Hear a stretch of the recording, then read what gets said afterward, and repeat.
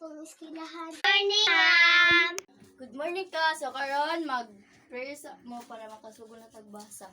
In the name of Father, the Son, the Holy Spirit.